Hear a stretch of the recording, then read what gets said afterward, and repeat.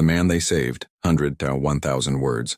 Cinematic third person. Opening act. The escape pod wasn't supposed to last this long.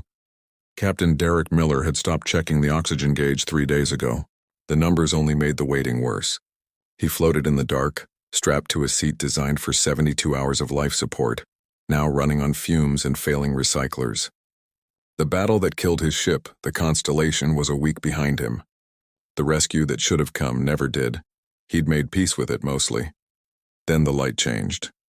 At first, Derek thought it was hypoxia, the kind of hallucination that came before the end. But the pale blue glow outside the pod's viewport didn't fade. It grew, washing over the scratched polycarbonate in ripples, and with it came a hum that rattled through the hull. A ship. Not human. The silhouette was wrong, too smooth, too organic, like a living thing carved from pearl and silver. It drifted closer, and Derek's pod shuddered as something locked onto it. Magnetic grapples. Tractor beam. He didn't know. Didn't care. He was breathing poison now. His vision tunneled. The last thing he saw before the blackness took him was a seam of light cutting through the pod's hatch, and figures moving beyond it. Slender and cautious, backlit by a brilliance he couldn't name. He woke to singing, not words. Tones. Harmonic and layered, like wind through crystal. Derek's eyes cracked open, and the world came into focus in pieces. A ceiling of bioluminescent panels, walls that curved like the inside of a shell, and a face leaning over him, not human. The Cathry woman, he learned the word later, had skin the color of deep water, faintly iridescent and eyes too large for a human skull, gold-flecked and kind. She made a sound, soft and questioning, and stepped back as Derek tried to sit up. Easy, a voice said. Translated, mechanical but clear. A small device on her collar flickered. You were very broken. We repaired what we could. Derek looked down. His chest was wrapped in something that wasn't bandages. Living tissue, maybe, warm and faintly pulsing. His left arm, shattered in the evacuation, moved without pain. Where? His voice cracked. Where am I? Safe, the Cathry said simply. You are on Thesala, a medical vessel. We found you, drifting, my crew. Her eyes dimmed, and Derek didn't need the translation for that. He was the only one. They kept him for 2 months. The Cathry didn't have a word for prisoner, and Derek never felt like one. They gave him a room with a viewport that looked out over their homeworld, a blue-green jewel wrapped in silver orbital stations. They taught him their language in fragments, patient when he stumbled. They fed him food that tasted like nothing Earth had ever grown, sweet and strange and good, and they asked for nothing. Why? Derek asked one night, sitting across from Elder Cheval, the leader of the medical ship. The old Cathry's crest, delicate fanned ridges along his skull, shifted in what Derek had learned was amusement. Why save you? Yeah, I'm nobody, just wreckage, Cheval's translator hummed. You were someone who needed help. That is enough. Derek frowned. Where I'm from, that's not how it works. People want something, payment, leverage. Then your people are wounded, Cheval said. And there was no judgment in his tone, only sadness. We do not trade kindness, Captain Miller. We simply offer it. Derek looked out the viewport at the stars beyond, and said nothing. But he remembered. 3 years later, the message arrived. Derek stood in the command center of the Terran Vanguard, humanity's newest dreadnought, watching the decoded transmission flicker across the holodisplay. It was fragmented, desperate, and unmistakable. Under attack. Vraxan ships, colonies burning. Please, anyone. And then, buried in the static, a signature he knew. Thesala, the medical ship. The one that saved him, sir? Lieutenant Zhao stepped up beside him, her face tight. Intelligence confirms it. The Cathry system is under siege. Vraxan Dominion, full-scale invasion. They're calling for help. Who's responding? Zhao hesitated. No one, sir. The Galactic Council won't intervene. The Cathry aren't strategically valuable. Derek's jaw tightened. He stared at the message, at the plea buried in the noise, and felt something cold settle in his chest. Get me fleet command, he said quietly. Sir? Now. The call took 8 minutes to connect. Admiral Park's face filled the screen, stern and exhausted. Miller. This better be good. The Cathry are under attack, Derek interrupted. I'm requesting deployment of the Vanguard fleet. Park blinked. The Cathry? Derek, we don't have treaties with... They saved me. Derek's voice didn't rise, but it cut like a blade. 3 years ago, they pulled me out of a dead pod, patched me up, asked for nothing, and sent me home. Now they're dying and no one's coming. Silence. Then Park leaned back, rubbing his face. You know what you're asking? Full fleet mobilization? Without council approval? I know. And if I say no? Derek met her eyes. Then I'm going anyway. Park stared at him for a long moment. Then she smiled, grim, sharp, and human. You always were a stubborn bastard. Fine, I'll sell it to the brass. But Miller, sir? Make it loud. End part 1.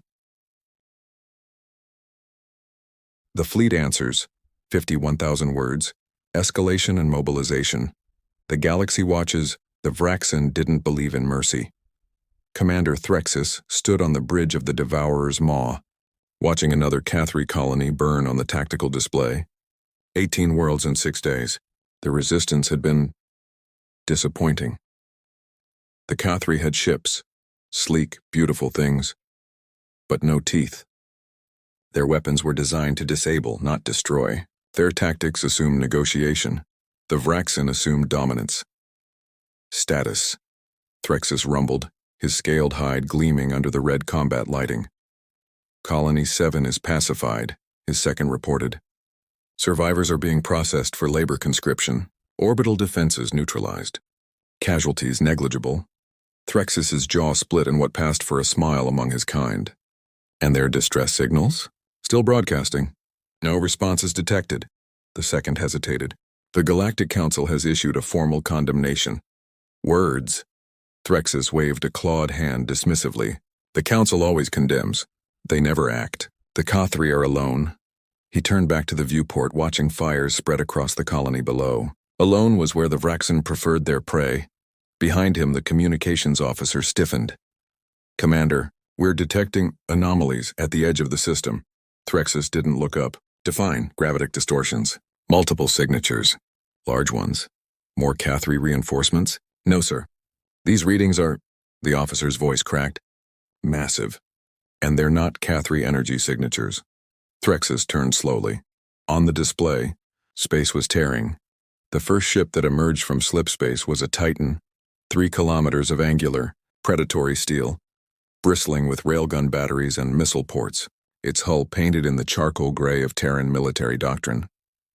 The name etched along its prow glowed faintly in the system's distant starlight. Terran Vanguard. Derek stood on the bridge, hands clasped behind his back, watching the Cathri homeworld fill the viewport. Even from orbit, he could see the scars, burning cities, shattered orbital platforms, debris fields where defensive fleets had made their last stands. Fleet status, he said quietly. All ships accounted for, Captain, Zhao reported. 42 dreadnoughts, 78 cruisers, 216 frigates, and 3 carrier groups. Total 418 combat vessels. All at battle readiness, Derek nodded once. It was the largest human fleet ever assembled outside the Sol system. And the Vraxen? Approximately 200 ships scattered across 6 colonies. Their flagship is holding position over the primary world. Sir, they haven't reacted yet. They will. Derek's voice was cold. Open a channel. All Cathri frequencies. Let them know we're here. Zhao worked her console. Channel open, sir. Derek stepped forward. And when he spoke, his voice carried across every surviving Cathri receiver in the system. This is Captain Derek Miller of the Terran Vanguard Fleet, calling any and all Cathri forces. 3 years ago you saved my life when no one else would. You asked for nothing. Expected nothing. He paused, letting the word settle. Today we repay that debt. Humanity has arrived, and we're not leaving until every one of you is safe. Silence.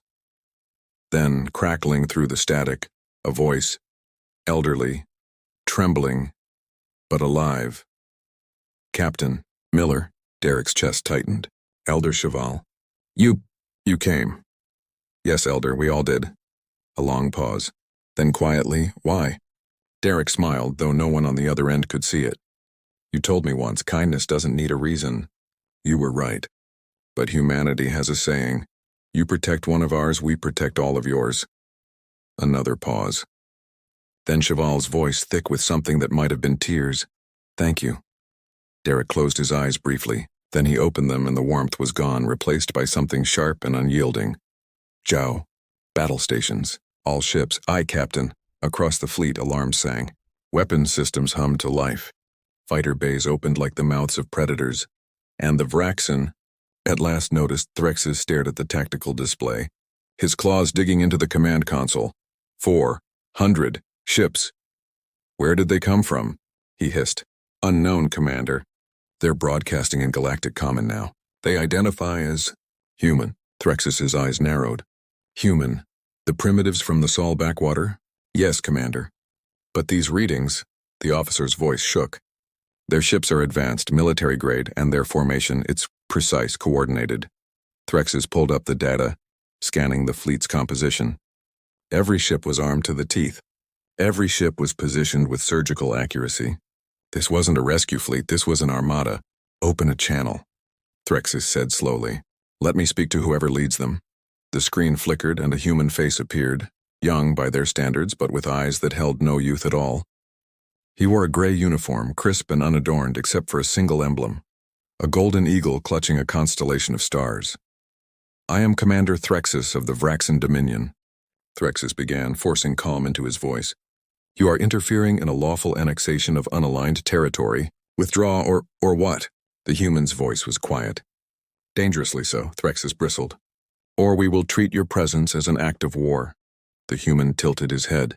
Commander Threxus, I'm Captain Derek Miller, and I'm going to give you one chance, one to withdraw from Cathri space, release all prisoners and leave this system. You have 10 minutes.